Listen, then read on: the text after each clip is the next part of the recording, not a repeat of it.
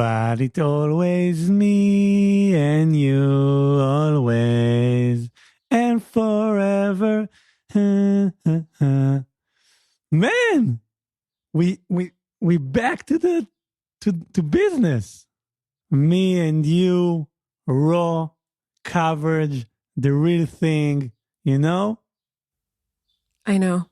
I'm feeling wonderful. I kind of waited to this moment to happen again. What did you love about it so much that you were anticipating it? I think I love the contrast. You know what I'm saying? Like between me and you? Yes. That you're kind of like, oh, yeah, whatever, I don't care. And then I'm just like, I care so much. I think the dynamic, it's something, you know? But I think today, at least, I feel a little bit like how you were towards the end of season 1. Like today, my matzav ruach sheni, like the situation of my spirit, if you will, my mood, it's meduchdach. I feel a little bit like I see sunshine outside. It's very hot outside. But I don't see sunshine inside. Yeah, I don't feel so sunny today. We will talk about it unemotionally. Today's episode brought to you by Zahav Jewelry with 1L. Hi, welcome to October 7th, Emotionally Raw coverage. Today is March 12th. It's the 158th day of the war. And I brought no paper with me today, but a book. Oh. I thought I would bring the book I finished this weekend, which is considered one of the greatest pieces of Israeli fiction ever written, Past Continuous by Yaakov Shabtai, Zikaron Advarim. Weird translation for the title. It's more of like Memorandum of Understanding. The protagonist in the book is a lawyer. No spoilers here, because in the first few pages you find out that he's going to commit suicide, which is how the book ends. And Memorandum of Understanding would have been a great name for that book because, you know, the play on legal or whatever, but they called it Past Continuous because it is stream of consciousness. It's like 400 pages in English. In the Hebrew version, there's no paragraph breaks. It's just one never-ending paragraph. But in the English translation, they decided to put paragraph breaks. The book was written in the 1970s, and it feels really like how I feel now, how the atmosphere is generally, it's like uncertain in between, this kind of deep malaise that's set in. Obviously, it's not one-to-one, you know, because the 1990s in Israel and like the privatization happened after the 70s. It's like a different climate now, and we're in Tel Aviv, and it's very like a hyper-capitalist city now. So the vibe is never going to be what it was, but I do very much feel like our cultural scene is going to go, or it already has been catapulted back into like 1970s Israel. But I didn't bring that book.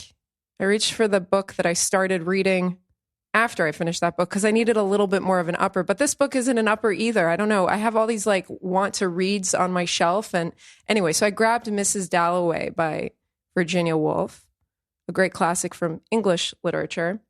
And last night I dog-eared page 12 of the edition I'm reading. It's beautiful, like edition from the 50s, old school. You see this binding and the little gold leaf? Okay. Yeah. And this... I feel like, I don't know, McGonagall from Harry Potter or something.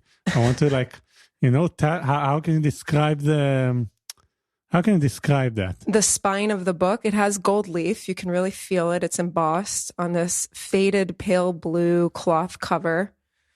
A friend's grandmother passed away a few years ago, and I inherited some of her beautiful books. Some of them are like, I mean, this isn't first edition, but this is a few editions in. It's really, really stunning. And it smells like an old book, you know? And this paragraph jumped out at me last night when I was reading, and it just felt so, I was like, oh my gosh, is she writing about now here? So I want to share it with you listeners. It's very, very short. Quote, This late age of world's experience had bred in them all men and women, a well of tears and sorrows, courage and endurance, a perfectly upright and stoical bearing. That's it.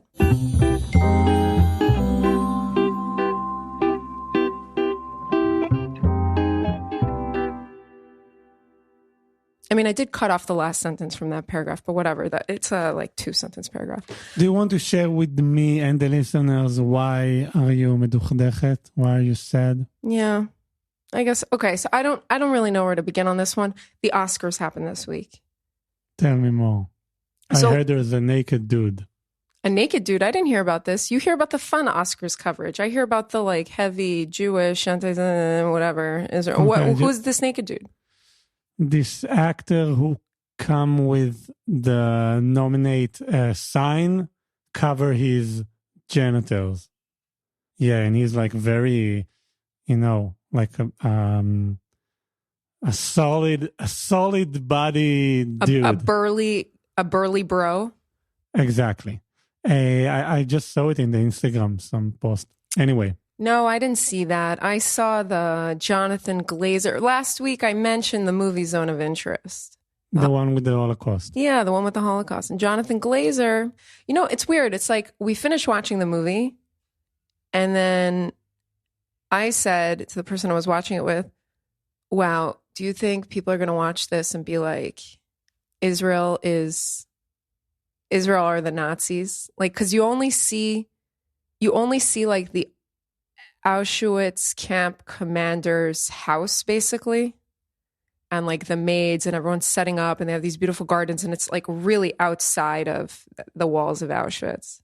So you see this like country club sort of atmosphere, the maids preparing the linens and they're pruning their flower bushes and you hear the stuff from the camp, but you don't see the inside of the camp.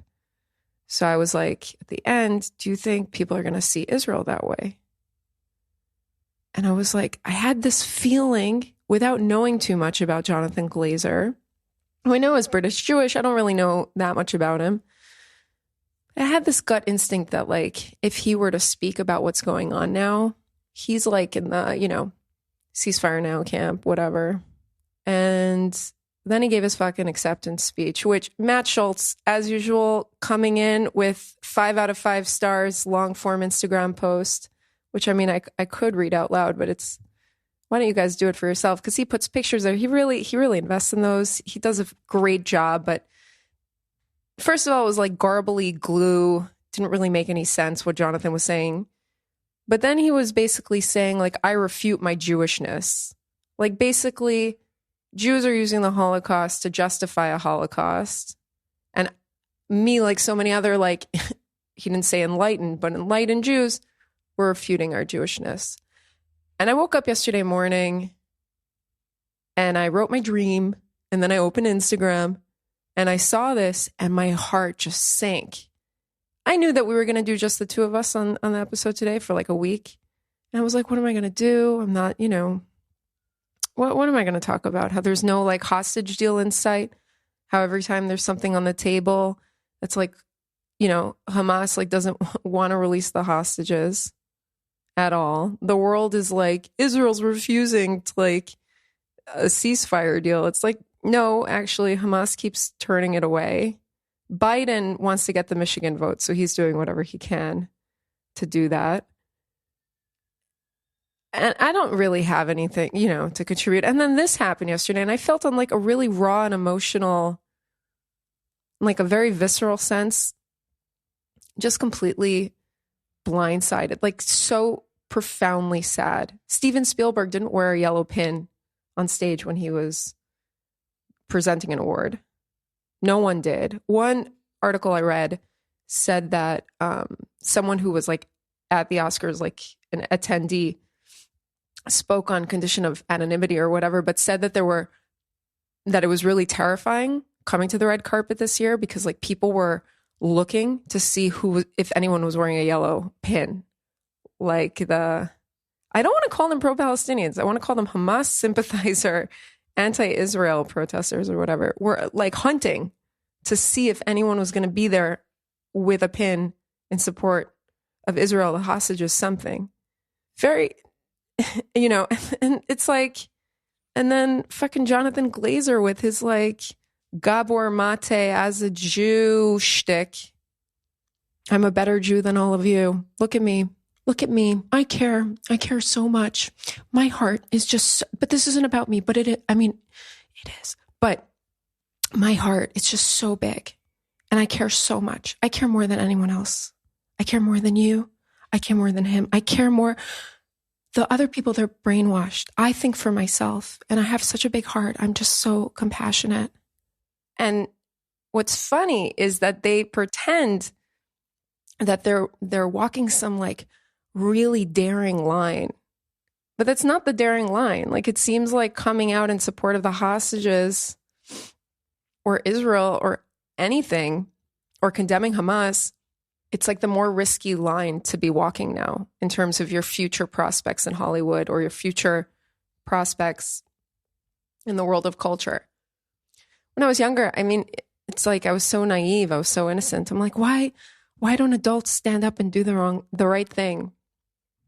It's obvious. It's like money. Did you see the Michael Rappaport sketch where Michael Rappaport's like hosting the Oscars? No. But I want we talk about more the adult and money thing. Yeah, that's what he does in his sketch. He's like, it's released like a week or two ago, and it's Michael Rappaport. If Michael Rappaport was hosting the Oscars this year, and he's basically like calling people out. It's one of the best sketches I've seen in a while. And he's just like, and in this category of like Jews who use their Jewishness to get laughs, but won't take a stand, we have, and like he's making fun of like Seth Rogen, Larry David. Like he's just, kudos to that guy. He's like, I don't give a fuck. Like I'm going to say what I think, what I feel. And other people are definitely getting blacklisted. Like, and where's Steven Spielberg? Why wasn't he wearing a yellow pin? Schindler's List was a movie about the Holocaust. There were Holocaust survivors that were taken from their homes, brutally murdered on the 7th. Why wasn't he wearing a yellow pin yesterday? Why hasn't he really said almost anything? I think to be there, like no one can understand how it feels here. Like literally the logistic aspect of, I don't know, be alive. I'm sure that we could do things better and, the government and blah, blah, blah, blah, blah. But you will understand just if you will be here. You know what I'm saying? And I also can understand some people who do not want to be, dragging into argument. Like, is it his fault? You know what I'm saying? Like, should he carry the Israeli burden on his shoulder? Like, what he did wrong? If we didn't live in a world where celebrities are always like holding up signs or hashtagging or saying like, bring home our girls or stuff like that, then I agree with you. It's going back to that conversation we had about the Merchant of Venice with Shylock. If we were to live in a world that operates according to certain rules, and then the rules suddenly shift for us, like the rules of engagement are constantly different for us. There's celebrities that are willing to take a stand about other things in other parts of the world that can't take a stand about this. You can take a stand against rape in a hotel room, but you can't take a stand against what happened on October 7th and what's still going on for the female hostages that are there. That to me is really weird. And beyond everything, yeah, living here, I went to the place that I always go to on Sundays. If you guys have been listening to the pod, you know about that. It's the cafe we like to bleep out. And it's one less cognitive decision for me to make at the beginning of the work week, like what's going to happen this week? I wake up, take a shower, and go there, and I start my week. I sit with the computer, I do. And then the ball starts moving, And a few hours after I was there, I had a coffee. Actually, Sam Hyde, who was on our episode 37, a great episode if you haven't listened to it yet. Another friend, and we're having a coffee in the sun. And I spoke about, reading the end of Past Continuous and also the end of season 3 or 4 of House, which we've been watching a lot of lately. It's my first time seeing it. And how sad I'd been. It was like this day with a lot of death in the book, death on the show, blah, blah, blah, blah. And I found myself sobbing Saturday night. And he was like, girl, what are you doing? Sam was like, what are you doing? Like, why is this the content you're watching? We're living through a war. And it's so easy to forget that because it's like the resilience of Israelis. It's like, okay, we have to keep going. We have to keep going. We have to do the best we can under these circumstances, wake up, take a shower, get out of bed, do something, make something, read something, like contribute in some way to society. You can't just hole up in a corner and cry all day or just be sad. Like the wheels of life keep going. Sunday morning, I got the news that a friend's brother was killed in Gaza in battle over the weekend, and then you just grit your teeth kind of, and you keep going.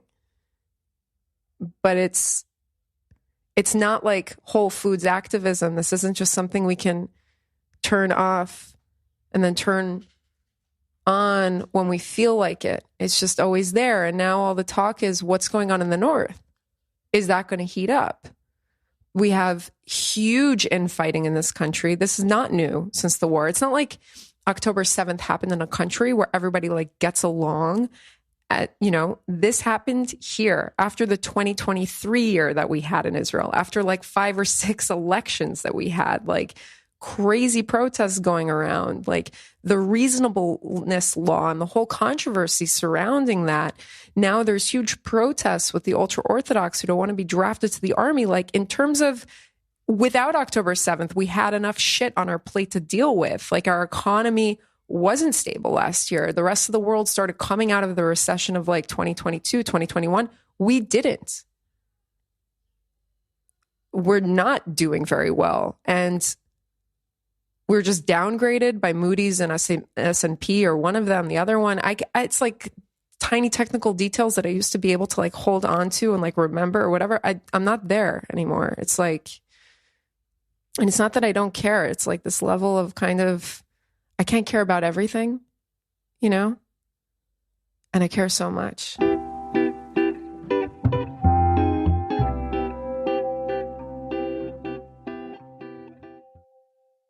Okay, darling, this is halfway through our episode. To hear you giving those monologue is, I think, give people from other side of the world a perspective that how really it feels to be here. This is better than that any news can give you. You can really hear the shit we are dealing here. The dilemma, the conflict, the absurd, and in the same breath, that we're still having good time in our lovely city. You know what I'm saying? Speaking of good time, Purim's coming up. Good time. And what is your costume? I'm not dressing up this year. I don't feel like partying this year. I got I saw on Instagram. Should party. This is this is the debate everyone's having right now. Winning. After the fact so right now with hostages being down there and soldiers being I don't feel like it's respectful. I feel like it's super disrespectful,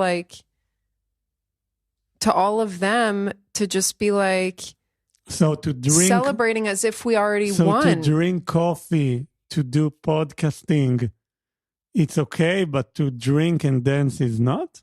To drink coffee versus partying and just partying, the festival, the 5-day carnival that happens here. Mm-hmm. Yeah, I see what you mean. I don't know. And how many, I left the gym the other day, and then these kids, there was a loud bang, and I completely jumped, and then it was just kids. What are those things called? You throw them on the ground. Like it makes like a Shumim. popping sound. Yeah, You throw it on the ground. It's And not a firecracker, but it still do like a legitimate tiny explosion. I Like, can't. It was so scary. Like I jumped out of my skin. I had to do some breathing. Look, I went to a meeting now at the library and I went to the bathroom, and in the stall, there was, when you normally go into like bathroom stalls and sometimes there's a picture like, don't throw sanitary napkins down the toilet, or please clean up after yourself. This is a public place. The flyer that was up in the stall was instructions on how to do 4-7-8 breathing. Are you familiar with 4-7-8 breathing? no. So if you're feeling like a panic attack is coming on, or you're feeling anxious, you can do the 4-7-8 breath. And they also say that it's great to do before you fall asleep. So it's you inhale for 4, you hold for 7, and you exhale for 8.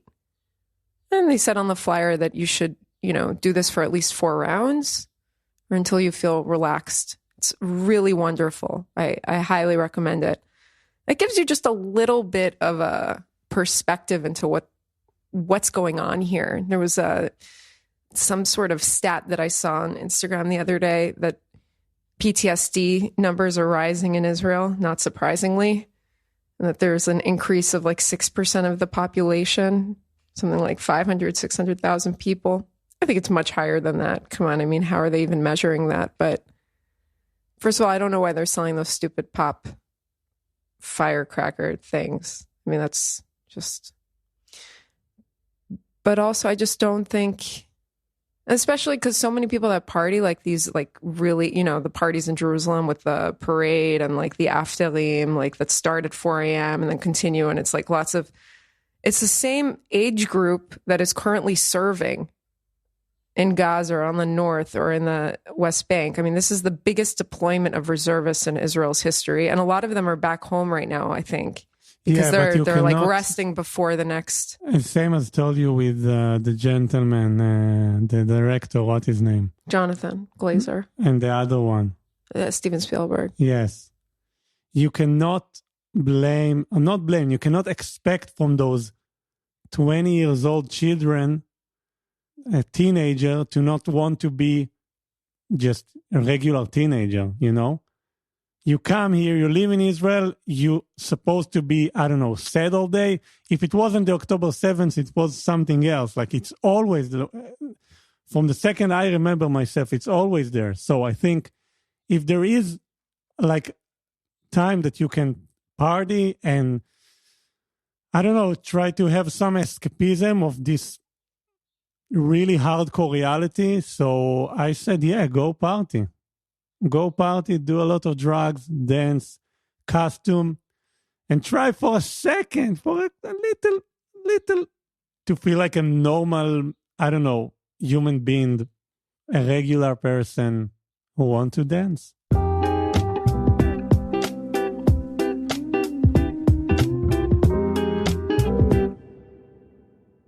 Okay. Enough with the... I feel so in between, excitement. I feel in between. I was telling a friend yesterday, like, as a late 30-something child-free person here, I feel like the other people in my demographic, politically, I have nothing in common with in this country.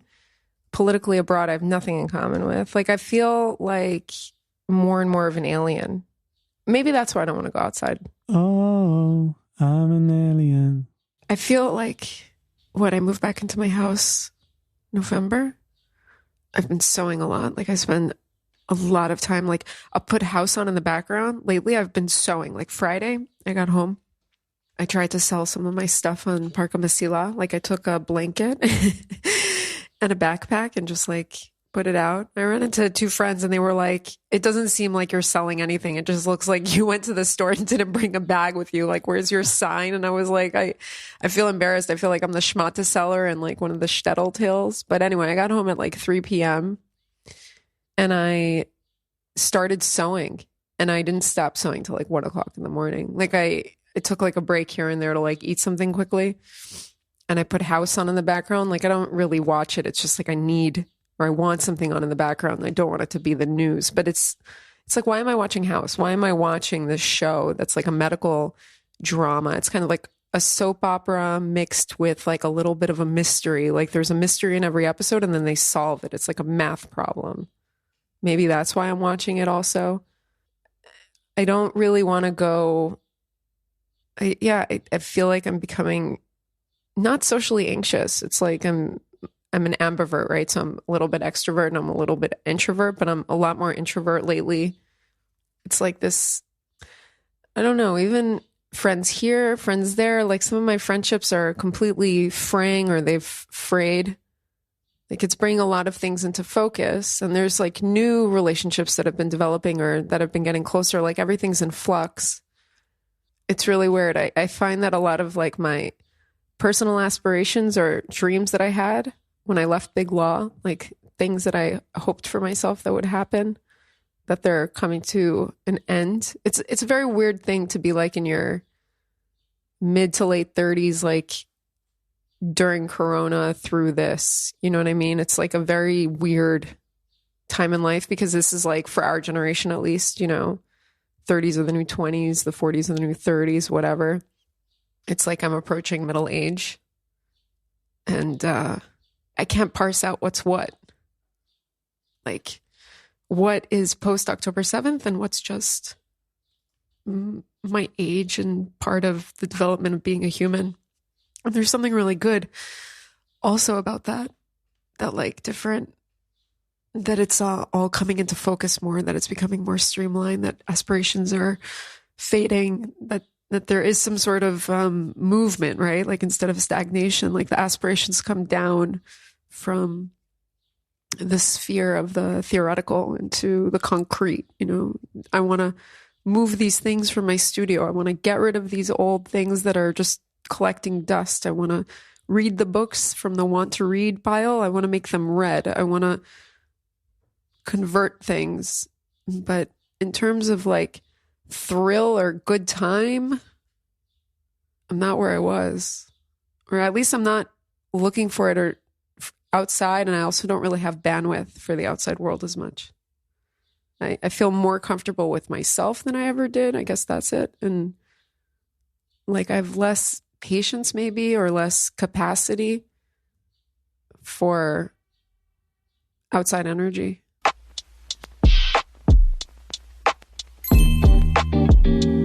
Today on Solid Gold, I want to speak about fashion. And today, Amy, wear the coolest shirt I ever saw. Like you dress amazing. Every time you enter to the room, it's with like a piece. You know what I'm saying?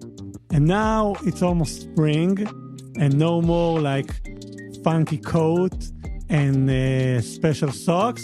Now you brought the t-shirt. Yeah. Can you tell us about it? I almost don't want to talk about this t-shirt in case my siblings are listening to it. Because they want it back? They'll probably want it for themselves, yeah. We can bleep it. I'm wearing, my parents moved to America in 1980 with my older siblings. And a few years after they got there, my father took a risk and they opened a store.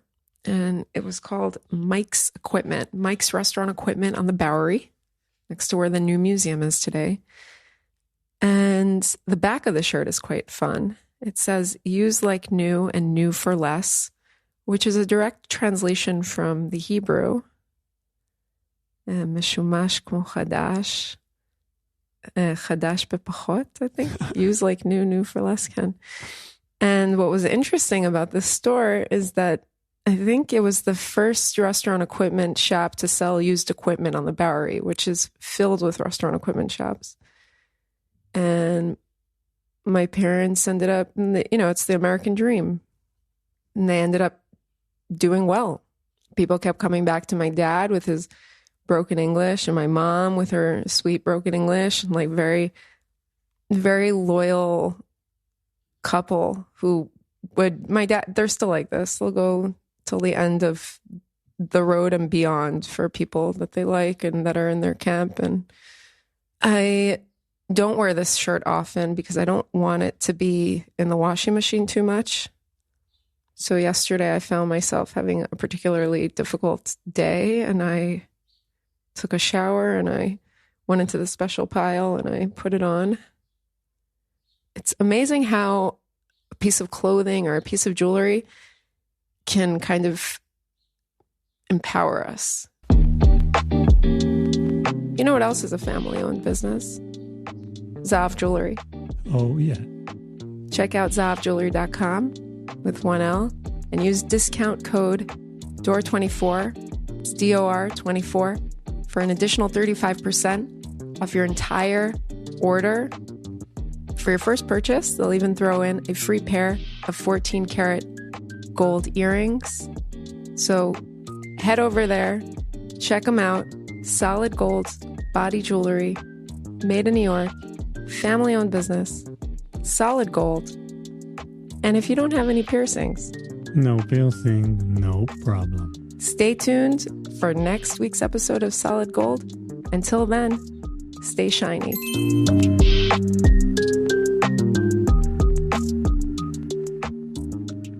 Okay, we have 5 minutes left. I want to speak about the future, okay? It's unbelievable. We arrived to this point, like 44 episodes, and we didn't, I don't know, like kill each other. It's amazing. We went through a little bit of a tough point at one point, but we grew out of it. I must say, we grew from it, not out of it. We grew from it.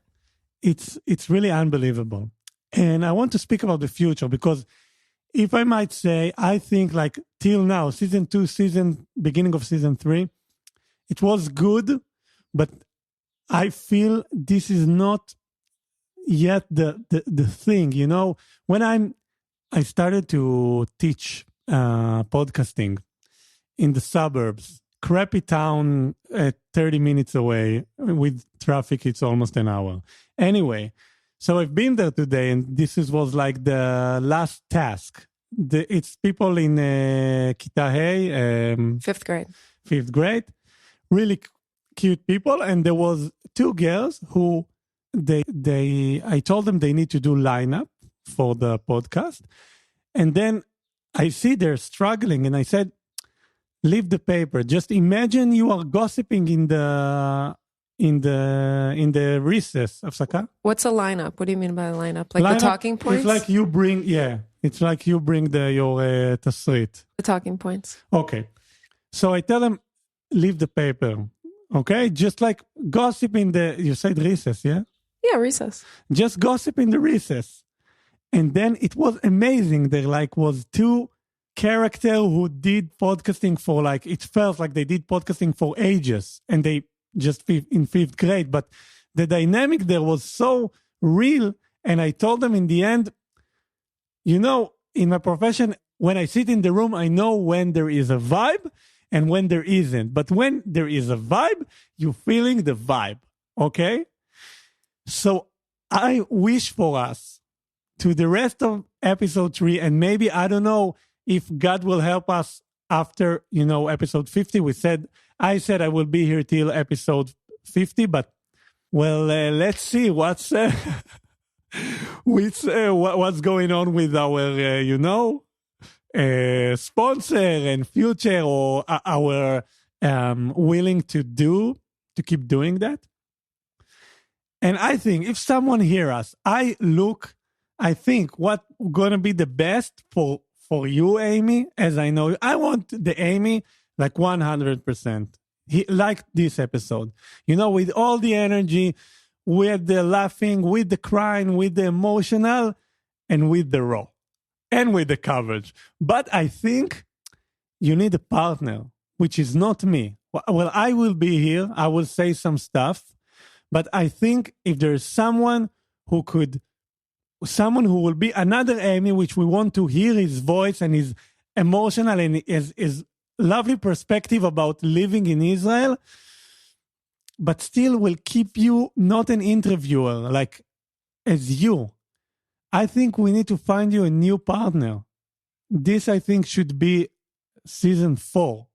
And I wish we will be able to keep doing that. And if someone hear me and think he's a good partner, I welcome you to come to my living room, and we will check it out. We will do audition. Okay? We're looking for you.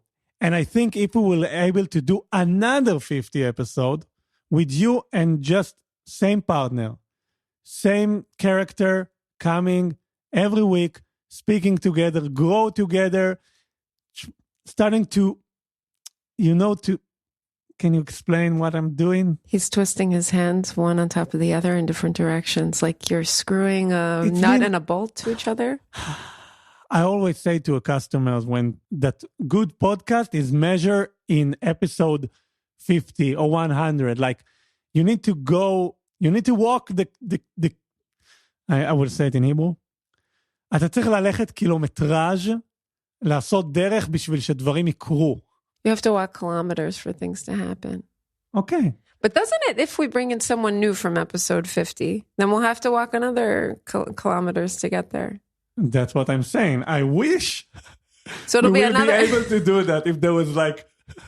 It's not like it'll go from 50 to 50, you know what I mean? Then it's like 50 and then to 0 again.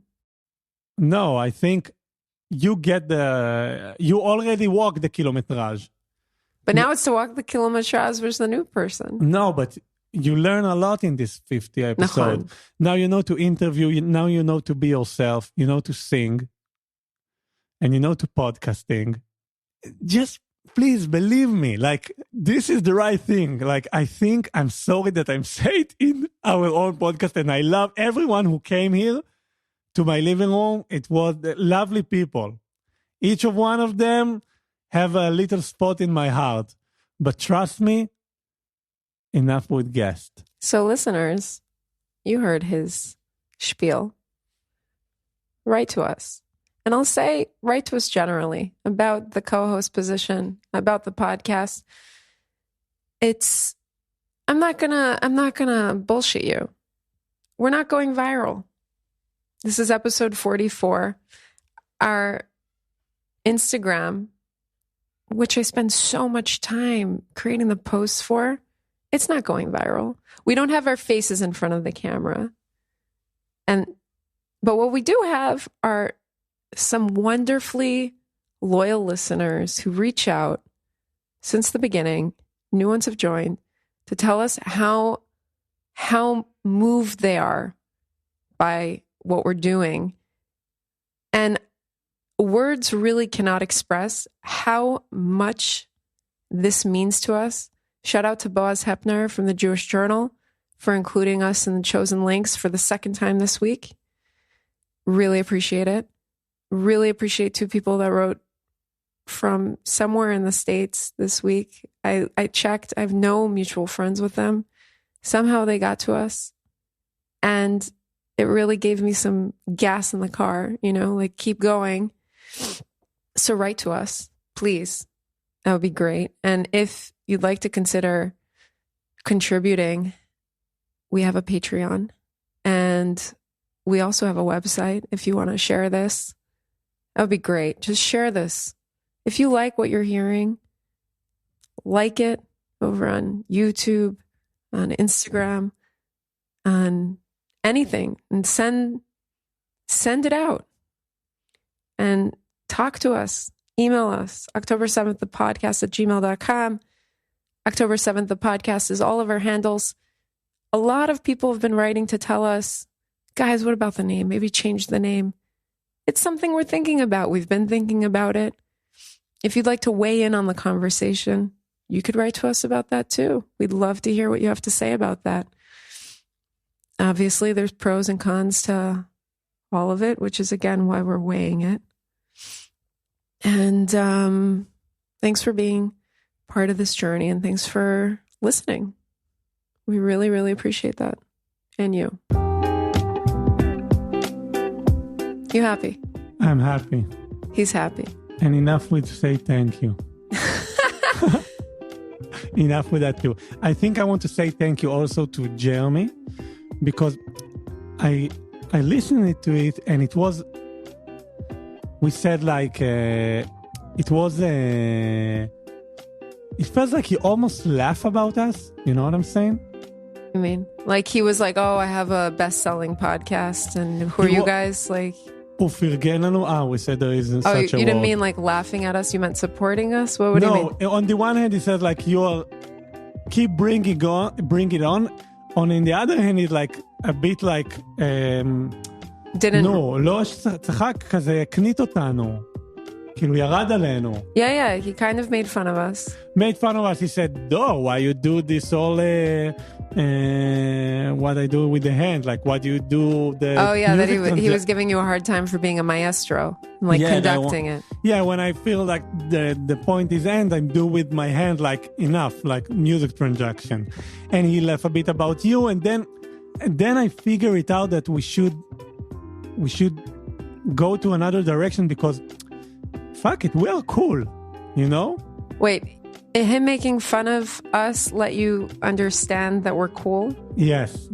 Explain that, please? Because it's like, maybe it feels weird. He said like, who is these people? There is no format. Why you do that? What you do with the hand? Like, what's happening? Like, he didn't understand that.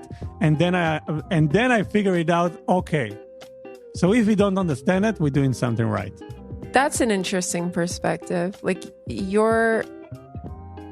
that's like hipster philosophy 101. Like if someone doesn't get me, like I must be doing something right. That's like the Woody Allen, like I want to be a member of the club. Like I don't want to be a member of a club that doesn't want me. Like he has a successful podcast. He's looking at us. He's just like, hey jokers, what's up? And you're like, yeah, you know what? Maybe we are jokers. Is that what you're saying? Yeah. Yofi. Emotionally raw. Hey. Mime, stay safe and safe tune. Ma. We can get rid of the other stuff, but we're not getting rid of the stay safe and stay tuned, okay? Okay. 1, 2, 3. Stay safe and stay tuned.